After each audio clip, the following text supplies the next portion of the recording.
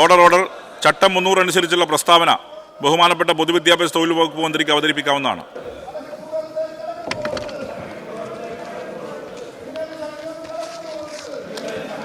Sir, ഭിന്നശേഷി നിയമനങ്ങളെ സംബന്ധിച്ചാണ് 1995 personal with disabilities act section 33 പ്രകാരം കാഴ്ച പരിമിതർ, ശ്രവണ പരിമിതർ, ചലനശേഷി പരിമിതർ, സെറിബ്രൽ പാൾസി എന്നീ വിഭാഗത്തിലായി 3% ഭിന്നശേഷി സംവരണം പാലിച്ച് എല്ലാ എസ്റ്റാബ്ലിഷ്മെൻറ്റുകൾക്കും നിയമനം നൽകേണ്ടതായിട്ടുണ്ട്.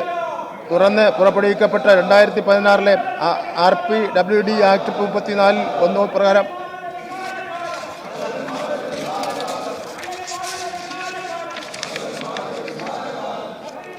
ഓരോ ഗ്രൂപ്പ് ഓഫ് തസ്തികകളുടെയും കേഡർ സ്ട്രെങ്തനിൻ്റെ ആകെയുള്ള ഒഴിവുകളിൽ 4% കുറയാത്ത ഒഴിവുകളിൽ ഭിന്നശേഷിക്കാർക്ക് സംവരണം നൽകി നിയമനം നടത്തേണ്ടതായിട്ടുണ്ട്. പ്രസ്തുത ആക്ടിലെ നിർദ്ദേശങ്ങൾ അനുസരിച്ച് സംസ്ഥാനത്തെ സർക്കാർ സ്കൂളുകളിൽ ഭിന്നശേഷി വിഭാഗക്കാർക്ക് 96 ഫെബ്രുവരി മാസം 15 മുതൽ 3% സംവരണവും, തുടർന്ന് 2017 ഏപ്രിൽ 19 മുതൽ 4% സംവരണവും നൽകി PSC വഴി നിയമനം നടത്തിവരുന്നു. മുകളിൽ പറഞ്ഞ നിയമനത്തിൻ്റെ അടിസ്ഥാനത്തിൽ ഭിന്നശേഷിക്കാർക്ക് എയ്ഡഡ് സ്കൂളിൽ നിയമനത്തിൽ സംവരണം നൽകുന്നതിനായി 2018 നവംബർ മാസം 18 സർക്കാർ ഉത്തരവ് പുറപ്പെടുവിക്കുകയുണ്ടായി. ബഹുമാനപ്പെട്ട ഹൈക്കോടതി സിംഗിൾ ബെഞ്ച് മേൽ സർക്കാർ ഉത്തരവിലെ വ്യവസ്ഥകൾ കേസിലെ വിധിപ്രകാരം ശരിവച്ചതിനെ തുടർന്ന് അതിനെതിരെ ചില സ്കൂൾ മാനേജർമാർ ഫയൽ ചെയ്ത റിട്ട് അപ്പീൽ തള്ളിക്കൊണ്ട് സിംഗിൾ ബെഞ്ച് വിധി ഡിവിഷൻ ബെഞ്ച് ശരിവെച്ച് ഉത്തരവ് പുറപ്പെടുവിച്ചു. പ്രസ്തുത വിധിക്കെതിരെ ഏതാനും മാനേജർമാർ ബഹുമാനപ്പെട്ട സുപ്രീം കോടതിയിൽ SLP ഫയൽ ചെയ്തെങ്കിലും അത് നിലനിൽക്കില്ല എന്ന് ബോധ്യമായതിനാൽ ബഹുമാനപ്പെട്ട ഹൈക്കോടതിയുടെ വിധി പാലിച്ചു കൊള്ളാമെന്ന് സമ്മതിച്ചുകൊണ്ട് SLP പിൻവലിക്കുവാൻ ബഹുമാനപ്പെട്ട സുപ്രീം കോടതി സമ്മതം അറിയിച്ചതിൻ്റെ അടിസ്ഥാനത്തിൽ 2021 5 SLP പിൻവലിച്ചു. 2022 ആഗസ്റ്റ് മാസം 10, 2023 ആഗസ്റ്റ് മാസം 13 എന്നീ തീയതികളിൽ ബഹുമാനപ്പെട്ട ഹൈക്കോടതി പുറപ്പെടുവിച്ച വിധിന്യായത്തിൻ്റെയും ബഹുമാനപ്പെട്ട സുപ്രീം കോടതി പുറപ്പെടുവിച്ചിട്ടുള്ള ഉത്തരവുകളുടെയും അടിസ്ഥാനത്തിലാണ് സംസ്ഥാനത്തെ എയ്ഡഡ് സ്കൂളുകളിൽ ഭിന്നശേഷി വിഭാഗത്തിലുള്ളവരെ നിയമിക്കുന്നത് സംബന്ധിച്ച് തീരുമാനമായിട്ടുള്ളത്. മറ്റ് ജനറൽ കാറ്റഗറിയിലെ ജീവനക്കാരുടെ നിയമന അംഗീകാരം സംബന്ധിച്ചും സർക്കാർ തുടർ മാർഗനിർദ്ദേശങ്ങൾ പുറപ്പെടുവിച്ചത്. ഭിന്നശേഷി വിഭാഗത്തിലുള്ള ഉദ്യോഗാർത്ഥികളുടെ നിയമനങ്ങൾക്ക് ആക്ട് പ്രകാരമുള്ള മുൻഗണനാ ക്രമം ചുവടെ ചേർക്കുന്നു. ചാപ്റ്റർ 4 സെക്ഷൻ 34(1) പ്രകാരം A കാഴ്ച പരിമിതർ, B കേൾവി പരിമിതർ, C സെറിബ്രൽ പാൾസി ഉയരക്കുറവ് രോഗം, കുഷ്ഠരോഗം മാറിയവർ, ആസിഡ് ആക്രമണത്തിൻ്റെ ഇരകൾ, ജനിതക പേശി രോഗങ്ങളുള്ളവർ തുടങ്ങിയവർ അനുഭവിക്കുന്ന ചലന വൈകല്യം, ഓട്ടിസം, ബൗദ്ധിക വൈകല്യം, പഠന വൈകല്യം, സവിശേഷ പഠന വൈകല്യം, മാനസിക രോഗം, ഓരോ ഭിന്നശേഷിക്കുമായി മാറ്റിവെച്ചിരിക്കുന്ന തസ്തികകൾ വകുപ്പ് A മുതൽ D വരെയുള്ളവർക്ക് ബഹുവൈകല്യങ്ങൾ, ഇതിൽ കാഴ്ച പരിമിതരും കേൾവി പരിമിതരും ഉൾപ്പെടുകയാണ്. 2016 RPWD ആക്ട് ചാപ്റ്റർ 4 സെക്ഷൻ 34 2 പ്രകാരം ഭിന്നശേഷി വിഭാഗത്തിലെ മേൽപ്പറഞ്ഞ 5 കാറ്റഗറിയിൽപ്പെട്ട ഏതെങ്കിലും വിഭാഗത്തിന് നൽകേണ്ട തസ്തികയിൽ ആ വിഭാഗത്തിന്മേലുള്ള ആൾ ലഭ്യമല്ലെങ്കിൽ പ്രസ്തുത തസ്തിക ആ റിക്രൂട്ട്മെൻറ്റ് വർഷം മുഴുവൻ ഒഴിച്ചിടുകയും അടുത്ത റിക്രൂട്ട്മെൻറ്റ് വർഷം ഭിന്നശേഷിയിലെ മറ്റ് കാറ്റഗറിയിൽ പെട്ട ആളിനെ നിയമിക്കപ്പെടേണ്ടതും പ്രസ്തുത കാറ്റഗറിയിലും ആൾ ലഭ്യമല്ലാത്ത വരുമ്പോൾ മാത്രമേ ഓപ്പൺ ജനറൽ കാറ്റഗറിയിൽ നിന്നും ഉദ്യോഗാർത്ഥികളെ നിയമിക്കാൻ കഴിയുകയുള്ളൂ.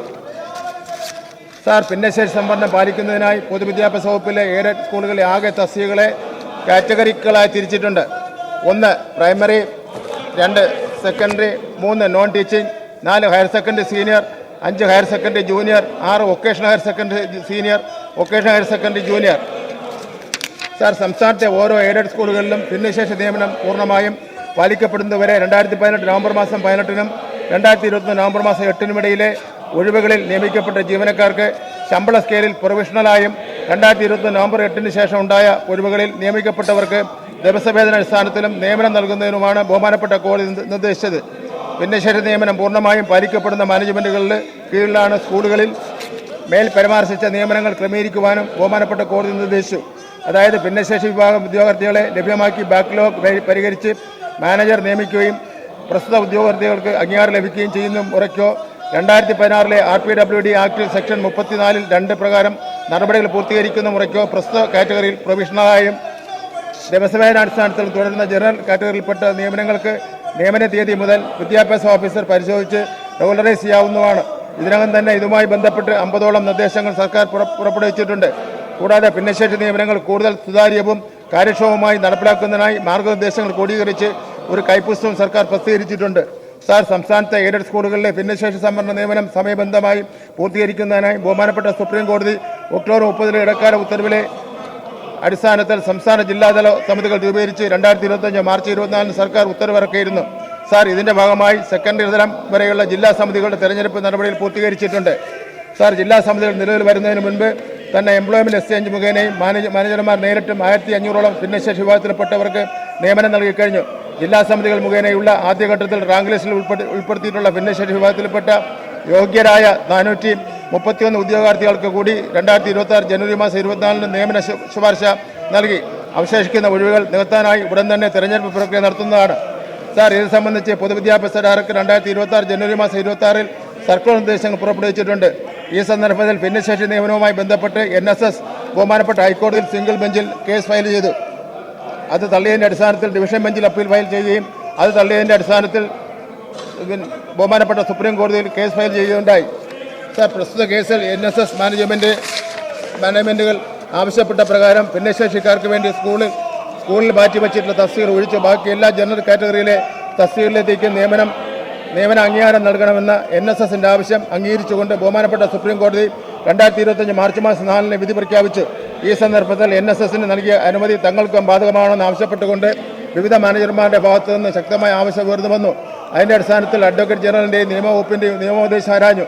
അവിടെ നിന്ന് കിട്ടിയ നിയമോപദേശത്തിൽ ബഹുമാനപ്പെട്ട സുപ്രീം കോടതിയുടെ വിധി NSSന് മാത്രം ബാധകമാണെന്നും മറ്റുള്ളവർക്ക് അതിന്റെ ആനുകൂല്യം ലഭ്യമല്ല എന്നും പറഞ്ഞു. ഈ സന്ദർഭത്തിൽ NSS നൽകിയ വിധി മറ്റുള്ളവർക്കും ബാധകമാക്കണമെന്ന് ആവശ്യപ്പെട്ടുകൊണ്ട് ഗവൺമെന്റ് തന്നെ മുകളിൽ പറഞ്ഞ സത്യവാങ്മൂലം സുപ്രീം കോടതിയിൽ ഫയൽ ചെയ്തു. പ്രസ്തുത സത്യവാങ്മൂലത്തിൽ ബഹുമാനപ്പെട്ട സുപ്രീം കോടതി പറഞ്ഞ സമിതി രൂപീകരണം ഉൾപ്പെടെയുള്ള എല്ലാ കാര്യങ്ങളും പൂർത്തിയാക്കിയ സാഹചര്യത്തിൽ ജനറൽ കാറ്റഗറിയിൽ നിയമിക്കപ്പെട്ട അധ്യാപകർക്ക് നിയമനാംഗീകാരത്തിന് അപ്രൂവൽ നൽകുന്നതിന് അനുവദിക്കണമെന്ന് ആവശ്യപ്പെട്ടിട്ടുണ്ട്. നായർ സർവീസ് സൊസൈറ്റിക്ക് നൽകിയിട്ടുള്ള ഉത്തരവ് ബഹുമാനപ്പെട്ട സുപ്രീം കോടതിയുടെ അനുമതിക്ക് വിധേയമായി സമാന സ്ഥിതിയുള്ള മറ്റ് മാനേജ്മെന്റുകൾക്കും ബാധകമാക്കുമെന്നതാണ് സർക്കാർ നയം. ഇത് സംബന്ധിച്ച് സർക്കാർ സുപ്രീം കോടതിയുടെ അനുമതി തേടിയിരിക്കുകയാണ്. ഈ കേസ് 2026 ഫെബ്രുവരി മാസം 2 കോടതിയുടെ പരിഗണനയ്ക്ക് വന്നെങ്കിലും അത് 2026 ഏപ്രിൽ 14 മാറ്റിവെച്ചിരിക്കുകയാണ്. ഇതിൽ ബഹുമാനപ്പെട്ട സുപ്രീം കോടതി ഉത്തരവ് പുറപ്പെടുവിക്കുന്നതോടെ ഭിന്നശേഷി വിഷയവുമായി ബന്ധപ്പെട്ട് പ്രൊഫഷണൽ ദിവസവേതന അടിസ്ഥാനത്തിൽ തുടരുന്ന എല്ലാ അധ്യാപകർക്കും അവരുടെ നിയമന തീയതി മുതൽ തന്നെ സ്ഥിര നിയമനം നൽകുവാൻ സാധിക്കുമെന്നാണ് സർക്കാർ പ്രതീക്ഷിക്കുന്നത്. ഈ കേസ് സർക്കാരിന് വേണ്ടി വാദിക്കുന്നതിനായി സുപ്രീം കോടതിയിലെ സീനിയർ അഭിഭാഷകരെയാണ് നിയോഗിച്ചിട്ടുള്ളത്. ഈ അവസരത്തിൽ ഭിന്നശേഷി നിയമനവുമായി ബന്ധപ്പെട്ട് എയ്ഡഡ് മേഖലയിൽ ജോലി ചെയ്യുന്ന മറ്റ് അധ്യാപകരുടെ ആശങ്കകളെക്കുറിച്ചും സർക്കാരിന് വ്യക്തമായ ബോധ്യമുണ്ട്. ഓരോ എയ്ഡഡ് സ്കൂളുകളിലും ഭിന്നശേഷി നിയമനം പൂർണ്ണമായും പാലിക്കപ്പെടുന്നവരെ 2018 നവംബർ മാസം 18-നും 2021 നവംബർ മാസം 8-നും ഇടയിലെ ഒഴിവുകളിൽ നിയമിക്കപ്പെട്ട ജീവനക്കാർക്ക് ശമ്പള സ്കെയിലിൽ പ്രൊഫഷണലായും അതിനുശേഷം ഉണ്ടായ ഒഴിവുകളിൽ നിയമിക്കപ്പെട്ടവർക്ക് ദിവസവേതന അടിസ്ഥാനത്തിൽ നിയമനം നൽകാനാണ് കോടതി നിർദ്ദേശിച്ചത്. കോടതി വിധിക്ക് അനുസൃതമായി മാത്രമേ സർക്കാരിന് ഉത്തരവുകൾ ഇറക്കുവാൻ സാധിക്കുകയുള്ളൂ. എങ്കിലും ഈ ഉത്തരവിൽ പ്രൊഫഷണൽ അടിസ്ഥാനത്തിൽ നിയമിക്കപ്പെട്ട ജീവനക്കാർക്ക് pen number, leave, group insurance, PF സ്ഥാനക്കയറ്റം തുടങ്ങിയ സാധ്യമായ എല്ലാ ആനുകൂല്യങ്ങളും നൽകുന്നതിനുള്ള നടപടി സർക്കാർ സ്വയമേ സ്വീകരിച്ചിട്ടുണ്ട്. സാർ, ഭിന്നശേഷി വിഭാഗത്തിലുള്ളവർ ജോലിയിൽ പ്രവേശിക്കുന്ന മുറയ്ക്ക് നിലവിൽ പ്രൊഫഷണലായും ദിവസവേതനാടിസ്ഥാനത്തിലും ജോലി ചെയ്യുന്ന ജീവനക്കാർക്ക് അവരുടെ നിയമന തീയതി മുതൽ തന്നെ ക്രമീകരണം നടത്തുന്നതിനും സർക്കാർ നിർദ്ദേശം നൽകിയിട്ടുണ്ട്. ഭിന്നശേഷി വിഭാഗത്തിൽപ്പെട്ട ഉദ്യോഗാർത്ഥികളുടെ അവകാശം സംരക്ഷിക്കുന്നതോടൊപ്പം തന്നെ മറ്റു വിഭാഗത്തിൽപ്പെട്ട അധ്യാപകരുടെ പ്രശ്നങ്ങളും വേഗത്തിൽ പരിഹരിക്കപ്പെടുമെന്നാണ് സർക്കാരിന്റെ നിലപാട്. സാർ, അതിനായി നിയമപരമായി ചെയ്യാവുന്നതെല്ലാം സർക്കാർ ചെയ്യുന്നുണ്ട്. NSS മാനേജ്മെന്റ് ലഭിച്ച വിധി മറ്റ് മാനേജ്മെന്റുകൾക്ക് സമാന രീതിയിൽ ജോലി ചെയ്യുന്ന അധ്യാപകർക്ക് ബാധകമാക്കണമെന്ന സർക്കാരിന്റെ അപേക്ഷ ഉടനടി പരിഹരിക്കപ്പെടുമെന്നാണ് സർക്കാരിന്റെ നിലപാട്.